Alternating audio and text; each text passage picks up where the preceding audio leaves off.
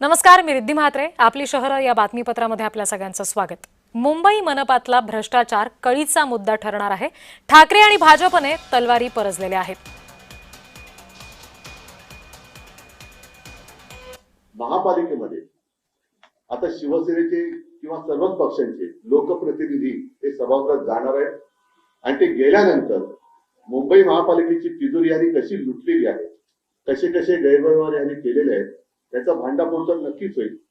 पण एक कर्तव्यदक्ष मुंबईकरांचे लोकप्रतिनिधी म्हणून शिवसेना, महाराष्ट्र नवनिर्माण सेना आणि राष्ट्रवादी यांचे लोकप्रतिनिधी हे काम करतील.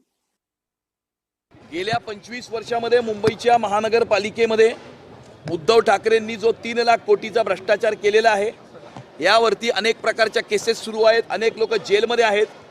येणाऱ्या काळामध्ये भ्रष्टाचार मुक्त मुंबईची महानगरपालिका आणि ज्या मुंबईच्या महानगरपालिकेला एका परिवाराची जागीर काही लोक समजत होते आणि त्या परिवाराचं राज्य या ठिकाणी होतं, मुंबईकरांचं राज्य येणाऱ्या काळामध्ये मुंबईच्या महानगरपालिकेमध्ये असेल आणि जो मुंबईचा सेवक तोच नगरसेवक झालेला आहे.